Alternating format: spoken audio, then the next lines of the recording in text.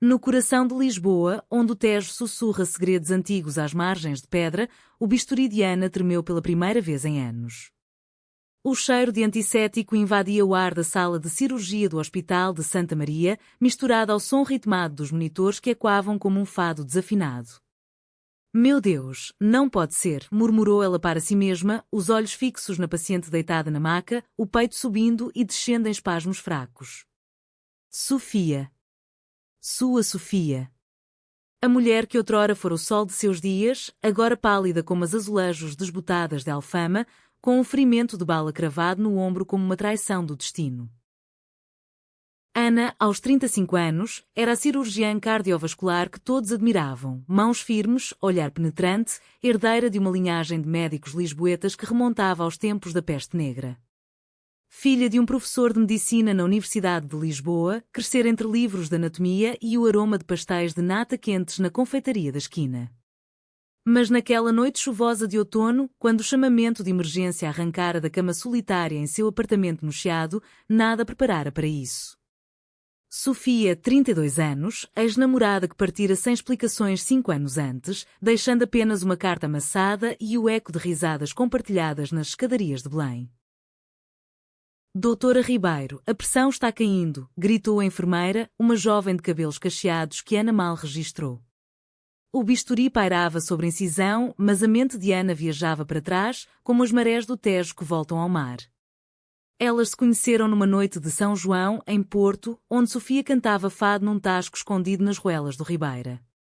Ana, de férias fugindo da rigidez da residência médica, entrara por curiosidade, atraída pelo som gutural da guitarra portuguesa.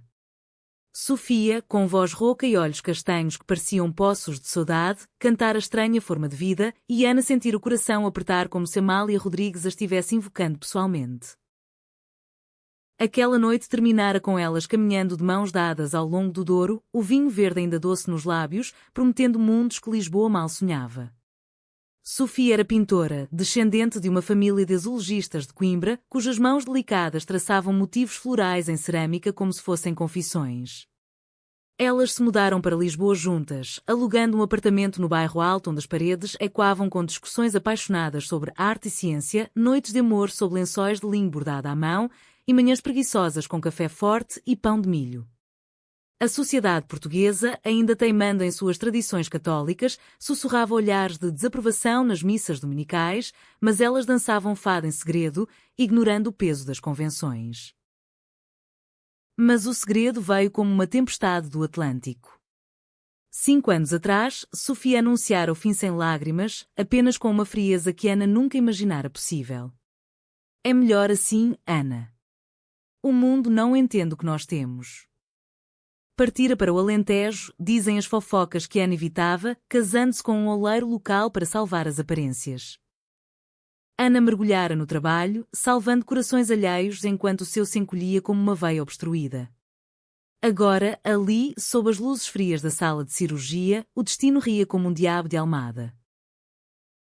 Ana cortou com precisão, removendo a bala que roçara a artéria subclávia. Sangue jorrou, mas ela conteve, costurando com fios invisíveis de memória. Segura e inastável, ordenou, a voz firme apesar do tremor interior. Horas se arrastaram como uma procissão de Corpus Christi e, finalmente, o monitor bipou ritmado. Sofia viveria.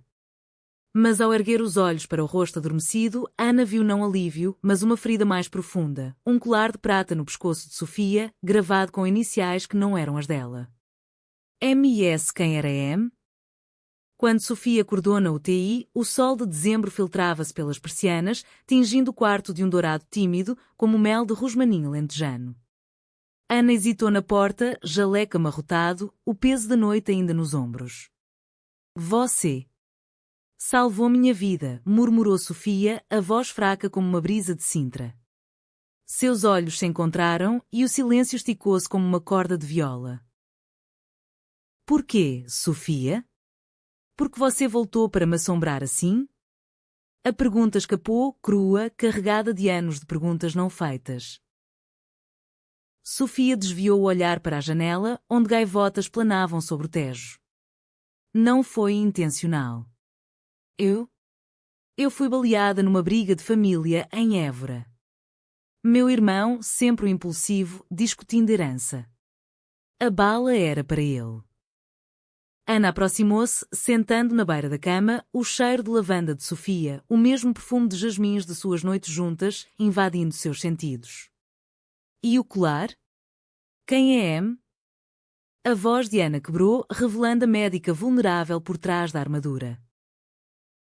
Sofia tocou o pingente, os dedos tremendo. Meu segredo, Ana. O que eu escondi de você por medo. Lágrimas escorreram, traçando caminhos salgados como o mar da Nazaré. Quando você me pediu em casamento naquela noite em Óbidos, com as muralhas medievais como testemunhas, eu disse não porque. Eu estava grávida. De um homem. Uma noite tola em Coimbra, antes de nós, mas o destino é cruel como o fado. Eu não queria te machucar com isso. Ana recuou como se queimada. Grávida? O mundo girou, as luzes da UTI borrando-se em um vórtice. Você mentiu para mim? Nosso amor era uma mentira? Não. Era real, Ana. Mais real que o sol sobre os arrozais de Mondego. Mas minha família. Eles são de uma Portugal antiga, onde o escândalo é pior que a morte. Eu casei com Miguel, o pai, para dar um nome à criança. Maria. Nossa filha tem 4 anos agora.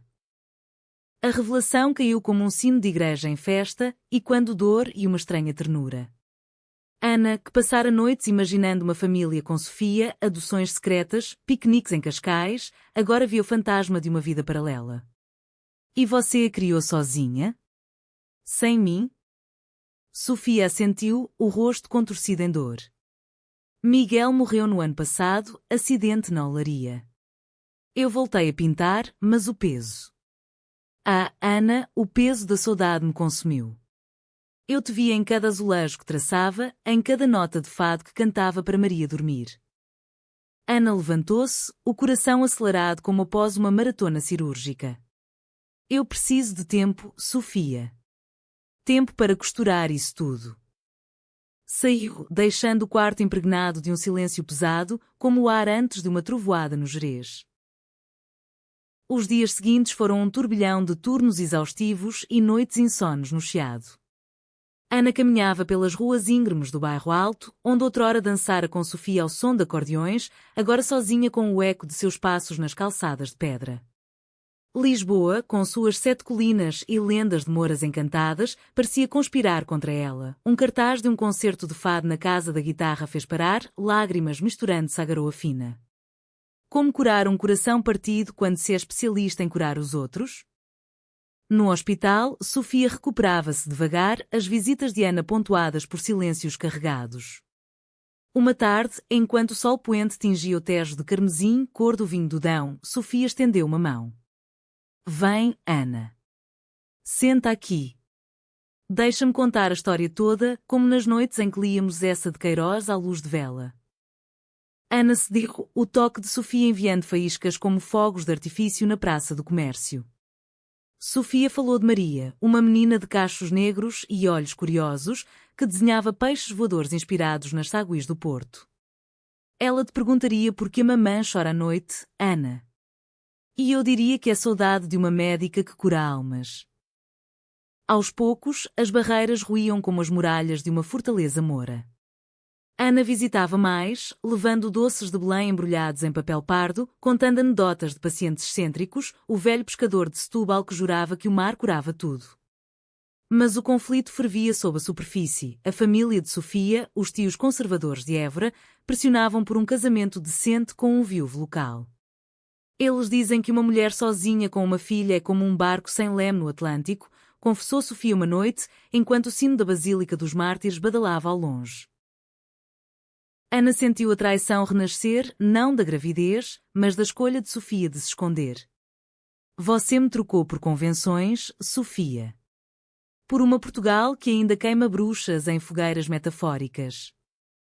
A discussão explodiu como um petardinho de São João, palavras afiadas cortando o ar, acusações de egoísmo, de medo, de amor não forte o suficiente para desafiar o mundo. Naquela noite, Ana fugiu para o mirador de Santa Catarina, onde casais se beijam sob o Cristo Rei. Lá, sozinha com uma garrafa de ginginha, ela chorou pela primeira vez desde a separação, o líquido doce queimando como remorso. Como poderia amar alguém que a traíra com o silêncio? Mas o coração, esse músculo teimoso, batia no ritmo de um fado. Ai, esta saudade que me mata. A manhã seguinte trouxe uma trégua frágil, como o céu limpo após uma chuvada de inverno. Ana chegou ao hospital com uma bolsa de castanhas assadas do mercado da Ribeira, o aroma terroso misturando-se ao cheiro de desinfetante. Sofia sorriu debilmente da cama, os cabelos espalhados no travesseiro como vinhas selvagens do Douro. Lembras-te daquela feira em Santarém, onde comemos castanhas até doer a barriga? Ana assentiu, sentando-se com cautela. E você me convenceu a dançar a rancheira com os lavradores. Eu, a lisboeta certinha, tropeçando nos pés. O riso veio tímido, quebrando o gelo como o tejo derretendo sob o sol de primavera. Mas a paz era ilusória. Naquela tarde, enquanto Ana revisava prontuários na sala dos médicos, uma enfermeira bateu à porta. Doutora, há uma criança na recepção perguntando pela senhora Sofia. Diz que é a filha dela. O mundo de Ana parou. Maria. A menininha do segredo, materializada como um duende das lendas minhota. Ela desceu as escadas em espiral do hospital, o coração martelando como de um paciente em fibrilação. Na recepção, uma figura miúda de 4 anos, com um vestido florido de chita alentejana e olhos que eram espelhos dos de Sofia, segurava um ursinho de pano remendado. Ao lado, uma tia idosa de Évora, rosto enrugado como cortiça de sobreiro, olhava desconfiada. A pequena insistiu em vir.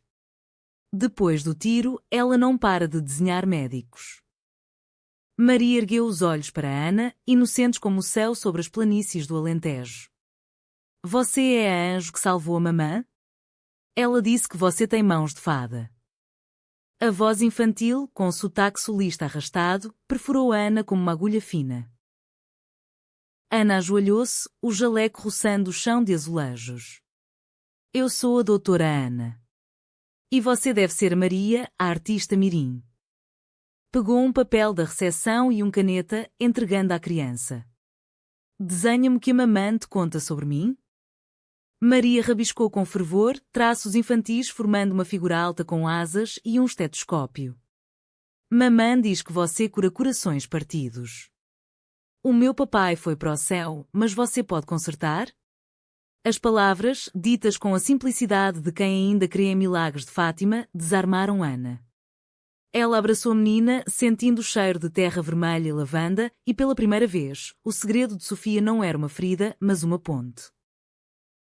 Levou Maria à enfermaria, onde Sofia, ao ver a cena, irrompeu em soluços. Minha florzinha, como você veio? A tia explicou, a criança não dorme desde o incidente. Fala de você o tempo todo, Sofia. E agora? Essa doutora. As visitas de Maria tornaram-se rotina, enchendo os dias de cor como os painéis de azulejos no oceanário. Ana brincava com ela nos jardins do hospital, contando histórias de navegadores como Vasco da Gama, que partiam para o desconhecido com corações valentes. Sofia observava da janela, o amor renascendo em seu peito como oliveiras antigas florescendo após seca. Mas o conflito espreitava nas sombras, como os fantasmas das inquisições passadas. Uma carta chegou de Évora. Os tios de Sofia, guardiões ferrenhos da tradição, exigiam que ela retornasse ao sul, casando-se com o viúvo Manuel, um fazendeiro de cortiça que oferecia estabilidade. Pensa na criança, Sofia. Uma mãe solteira em Lisboa é alvo de línguas viprinas. As palavras ecoavam o preconceito velado que ainda pairava sobre casais como Ana e Sofia, a homofobia sutil, disfarçada de preocupação familiar, que fazia tantas mulheres portuguesas viverem em armários de cedro.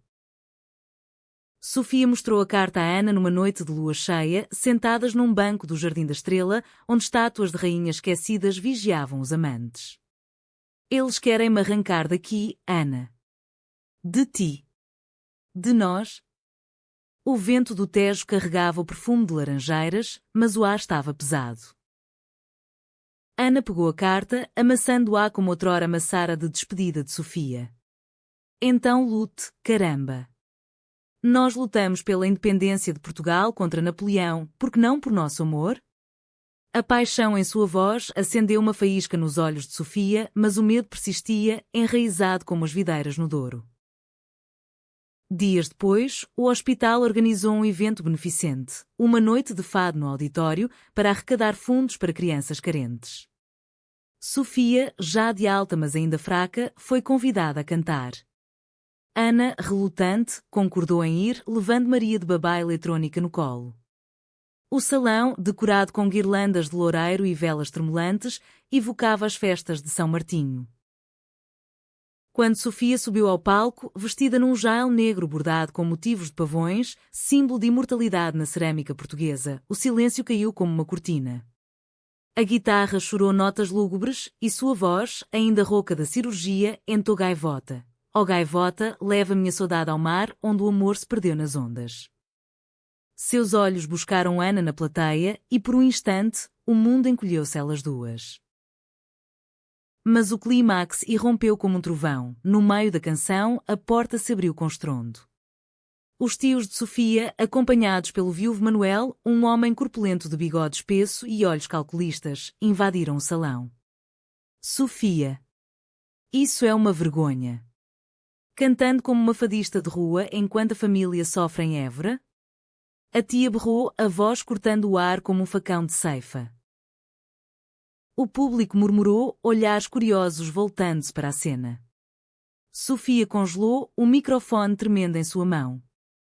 Maria, nos braços de Ana, choramingou, escondendo o rosto. Ana sentiu a bile subir, traição não só de Sofia, mas do mundo que as condenava.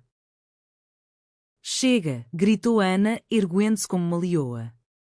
Subiu ao palco, pegando o microfone. Vocês falam de vergonha? A vergonha é esconder o amor por medo de línguas venenosas.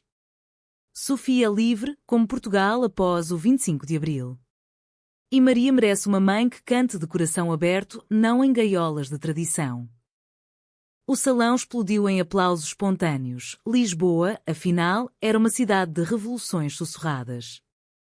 Os tios recuaram, o viúvo resmungando algo sobre mulheres modernas, mas a semente da dúvida plantara-se.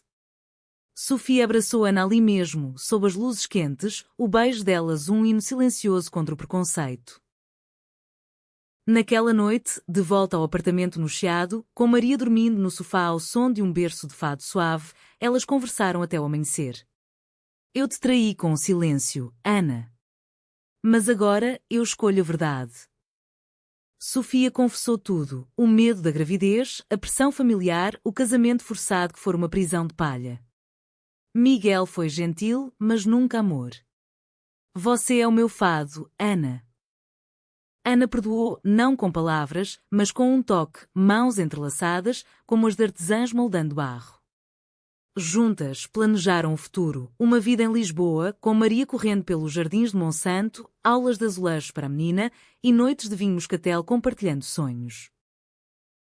O outono avançava em Lisboa como um vinho envelhecido, trazendo folhas avermelhadas que dançavam nas calçadas do Rocio como confetes de uma festa esquecida. Ana e Sofia, agora unidas por fios mais fortes que os de uma costura cirúrgica, navegavam os dias com a delicadeza de quem reconstrói uma casa após tremor. Maria, a ponte viva entre elas, enchia o apartamento com risos que ecoavam como sinos de alfama, desenhando nas paredes provisórias peixes, médicos alados e mães de cabelos negros. Mas a calmaria era precária, como o equilíbrio de um acrobata no Largo do Carmo. Os tios de Sofia não se renderam facilmente. Cartas chegavam quinzenalmente, recheadas de culpa e promessas de herança. Volta ao Alentejo, onde as raízes são profundas como os poços de mármore. Lisboa corrompe as almas puras. Sofia as lia em voz alta para Ana, rindo amargamente, mas o veneno infiltrava-se, questionando se o amor delas resistiria ao peso da tradição. Ana, por sua vez, enfrentava seus próprios demónios. No hospital, colegas sussurravam a doutora Ribeiro e aquela fadista. Com uma criança no meio? Que escândalo! A homofobia velada, herança de uma sociedade que celebrava o 25 de Abril mas ainda hesitava em paradas do orgulho, picava como espinhos de estevas. Uma noite, após uma cirurgia de 10 horas, Ana desabou no vestiário, o choro misturando-se ao eco de chuveiros distantes. E se eu não for forte o suficiente, Sofia? E se eu falhar com Maria como falhei em te salvar antes? Sofia encontrou ali, trazendo um chá de camomila fumegante e um gel quente. Você salva vidas todos os dias, meu amor. Deixa-me salvar a sua. Elas se abraçaram sob as luzes fluorescentes, o beijo delas um bálsamo contra o cansaço, evocando as noites em que dançavam descalças na areia de comporta, pés entrelaçados nas ondas frias. Para fortalecer os laços, elas embarcaram numa viagem curta, um fim de semana em Sintra, a terra dos palácios encantados e neblinas românticas. De trem desde Lisboa, Maria colava o nariz na janela, exclamando a cada castelo que surgia como num conto de fadas. É o castelo da mamã Ana, gritava, apontando para a pena, com suas torres coloridas como um sonho de azulejos. Alugaram uma casa de pedra no sopé da serra, rodeada de hortênsias roxas que florescem como corações partidos curados. Pela manhã passeavam pelos jardins do Queluz, onde fontes murmuravam segredos de rainhas lésbicas da história, como a infanta Maria Ana, sussurrada em cronicas antigas. Sofia pintava esboços de Ana com Maria no colo, capturando a luz filtrada pelas folhas de castanheiras, enquanto Ana contava lendas de mouros e cristãs, tecendo amor nas tramas da narrativa. À noite, ao redor de uma fogueira crepitante, cantavam um fado suave, não um lamento gutural, mas uma versão esperançosa, com letras inventadas sobre gaivotas que levam mensagens de amor através do mar. Maria adormecia no colo de Ana, murmurando mamãe-duas, e Sofia sussurrava, vês? Somos uma família, como as oliveiras que se entrelaçam no Alentejo. Mas o conflito ressurgiu como uma onda traiçoeira. No regresso a Lisboa, uma chamada de Évora, o tio mais velho, o patriarca de bigode grisalho e mãos calejadas de arado, sofreram derrame. Vem, Sofia. Ele pede pela neta. E por ti, para acertar as contas. A voz ao telefone era um misto de súplica e comando, evocando o peso das obrigações familiares que ainda acorrentavam tantas mulheres portuguesas. Sofia hesitou, o rosto pálido como as falésias de Cabo da Roca. Eu devo ir, Ana. Por Maria. Mas e se eles me convencem a ficar? O medo era palpável, como o ar salgado antes de uma tempestade. Ana, com o instinto protetor de uma cirurgiã, decidiu, vamos juntas. Enfrentaremos isso como Vasco e a sua caravela, com coragem e o vento da verdade ao nosso lado. Empacotaram malas com pressa, enchendo-as de memórias, o ursinho de Maria, os pincéis de Sofia, o estetoscópio de Ana como talismã. A viagem de carro pelo sul foi uma odisseia emocional, autoestradas ladeadas de sobreiros centenários, paradas em vilarejos para provar queijo de serpa e azeitonas pretas, conversas profundas sobre o que significava ser mulher, lésbica, mãe numa Portugal em transição. Maria cantava canções infantis, alheia ao furacão, enquanto Sofia traçava mapas mentais de como confrontar a família. Évora as recebeu com o sol impiedoso do Alentejo, planícies douradas estendendo-se como um tapete de trigo maduro.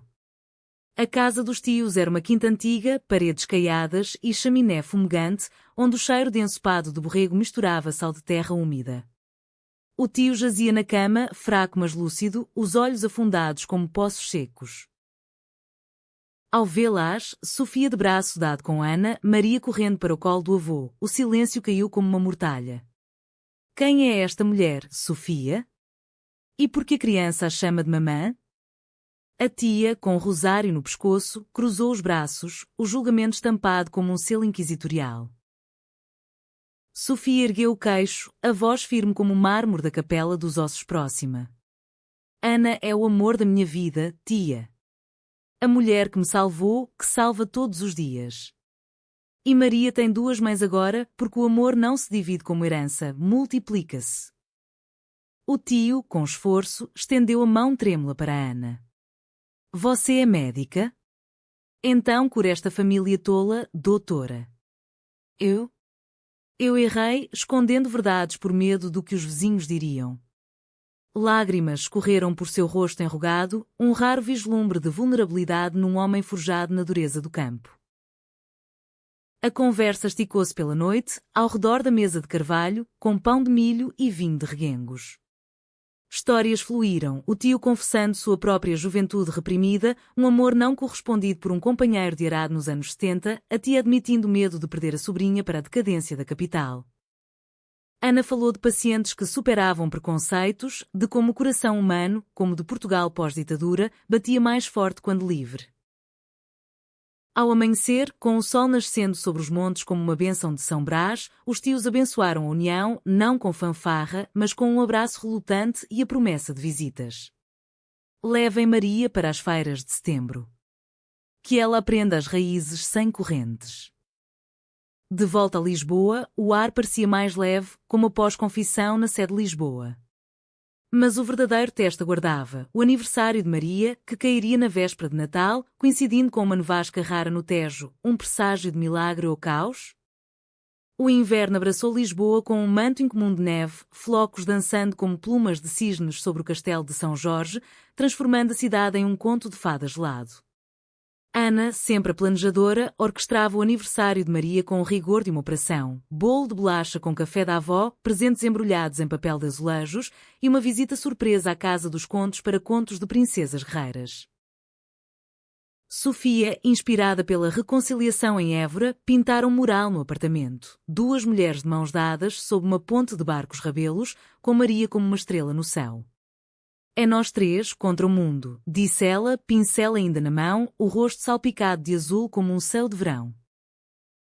A festa reuniu amigos improváveis, colegas de Ana do hospital, um punhado de artistas do bairro Alto que tocavam fado em tasquinhos escondidos e até a tia de Sofia, que chegara de trem com uma cesta de figos secos e um rosário de perdão. Maria, no centro de tudo, usava uma coroa de loureiro trançada, rindo enquanto abria um livro de contos de Sofia de Melbreiner, sonhando com sereias do Tejo. Mas sob a alegria, uma sombra pairava.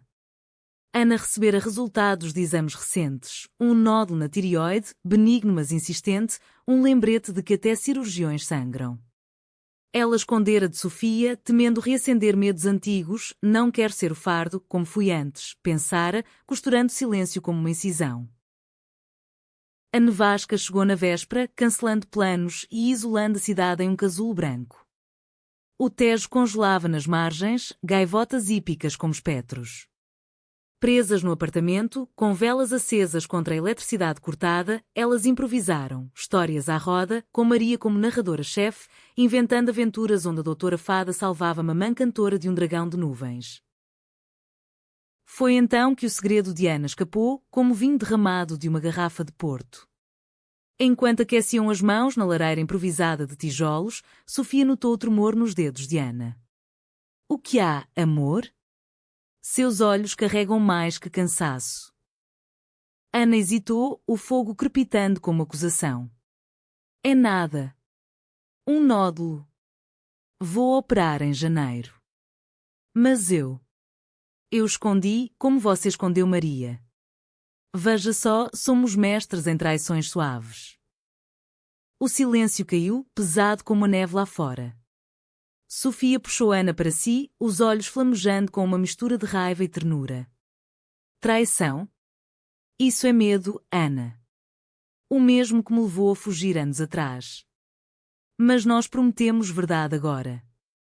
Lágrimas gelaram em suas bochechas e Maria, sentindo a tensão, abraçou-as. Mamãs não choram sozinhas. Choram juntas, como no fado.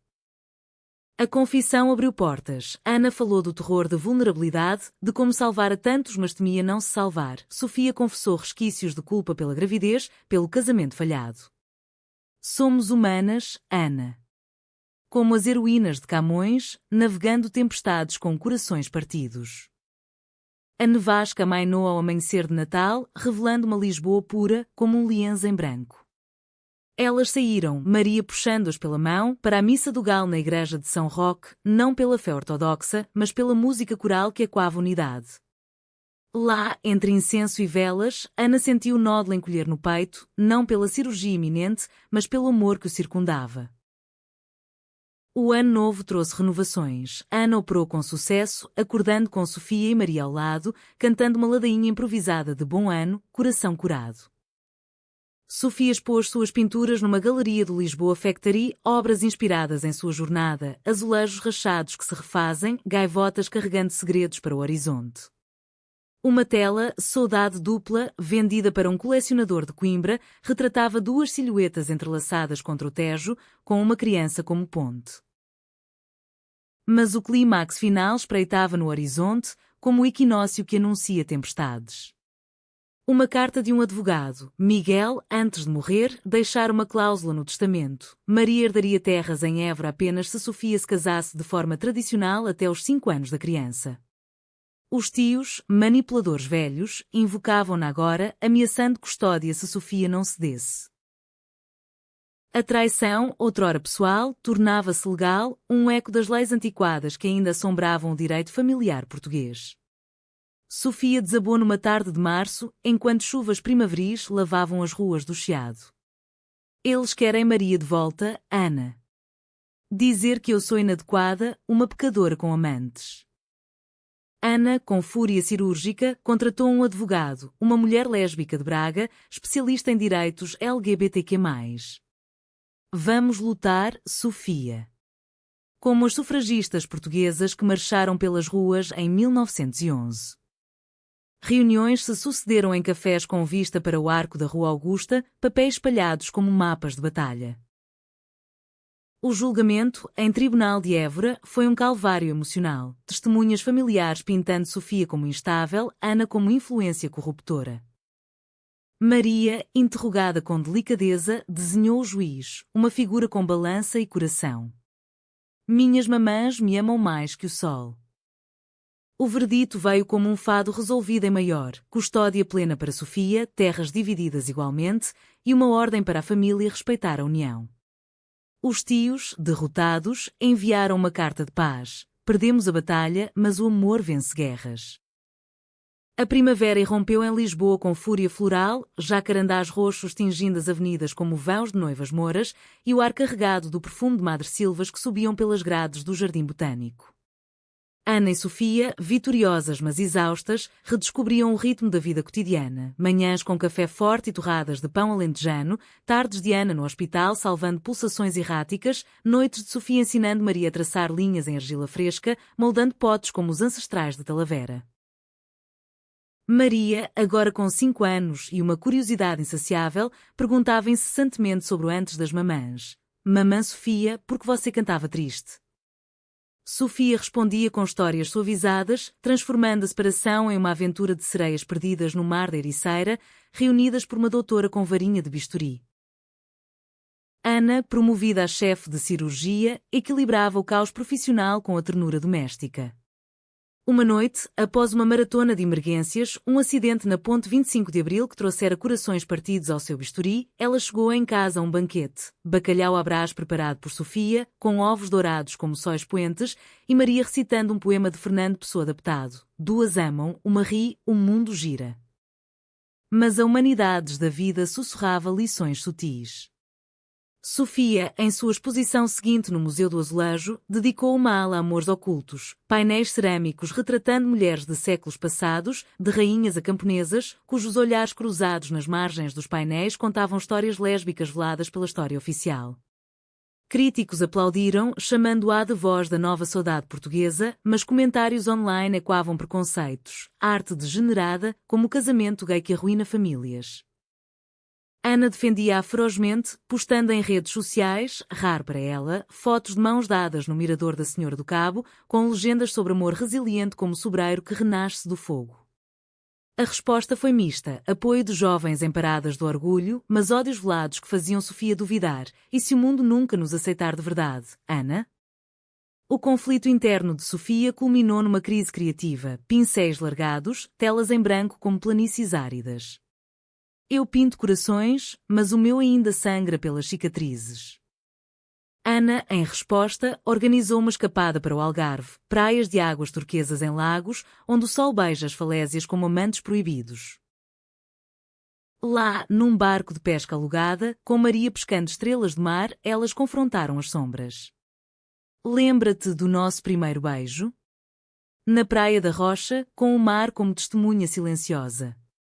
Sofia assentiu e, sob o céu estrelado, constelações como mapas de navegadores, elas renovaram votos informais, anéis de concha trançados, promessas de enfrentar tempestades juntas.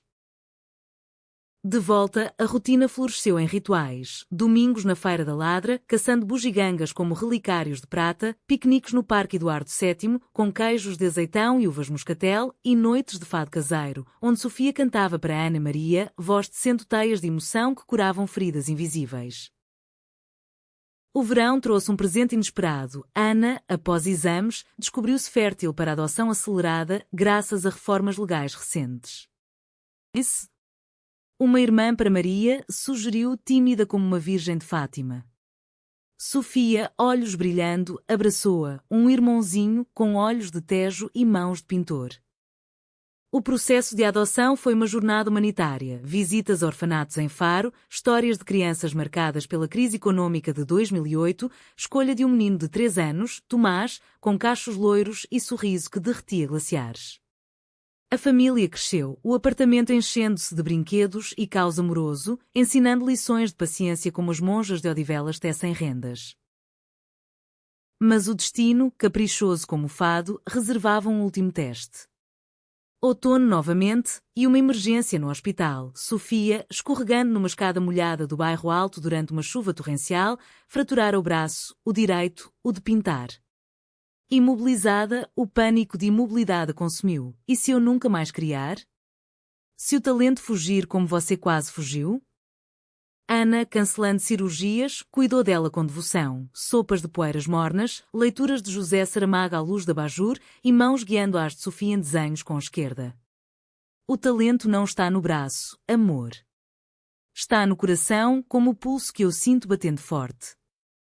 Maria e Tomás, cúmplices mirins, decoraram o gesso com desenhos de gaivotas e corações, transformando a dor em arte coletiva. Aos poucos, Sofia adaptou-se, pintando com fúria renovada obras assimétricas, belas em sua imperfeição, celebrando a resiliência feminina.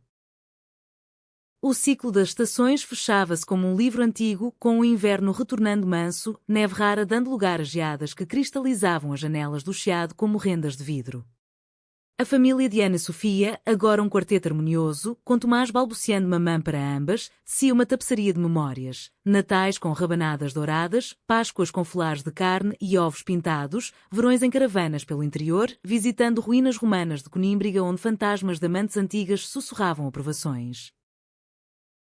Sofia, o braço curado mas marcado por uma cicatriz fina como uma veia, lançaram um livro ilustrado. Azulejos do Coração, contos lésbicos inspirados em lendas portuguesas, a Moura de Guimarães que amava uma cristã, a navegadora de Sagres que cartografava mares de desejo.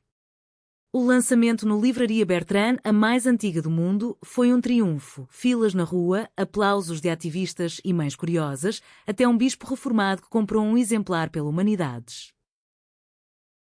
Ana, equilibrando maternidade e medicina, fundaram um grupo de apoio no hospital. Corações Abertos, para pacientes LGBTQ+, e famílias, onde histórias fluíam como o Tejo, dores de rejeição familiar, alegrias de uniões civis pós-2010. Eu aprendi que curar não é só bisturi, dizia ela em reuniões, Sofia ao lado com Maria e Tomás rabiscando cartazes de esperança. O conflito final, sutil como uma brisa de outono, veio de dentro. Ana, aos 40, questionava o equilíbrio. Eu amo isso tudo, mas sinto falta de nós duas, sozinhas, como no início.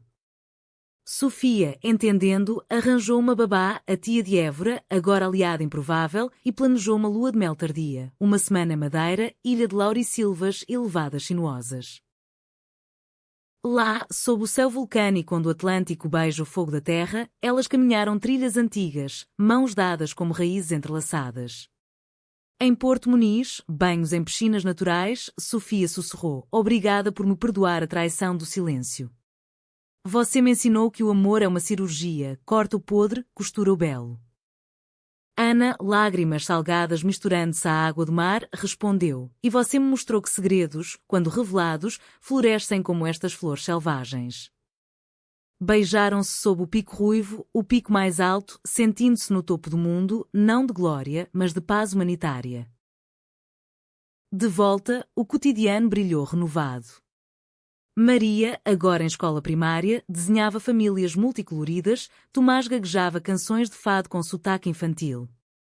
Os tios visitavam, trazendo vinhos de Borba e histórias de netos crescidos em liberdade.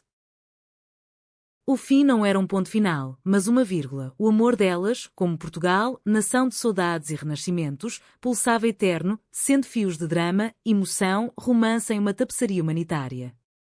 Num entardecer no terreiro do Paço, com o Tejo como espelho, Ana e Sofia observavam as crianças brincarem, sabendo que o segredo do coração, outrora escondido, agora cantava livre como um fado ao luar. E assim, em Lisboa eterna, dois corações, médicos e artistas, batiam em uníssono, provando que o amor, mesmo traído, sempre encontra seu caminho de volta ao lar.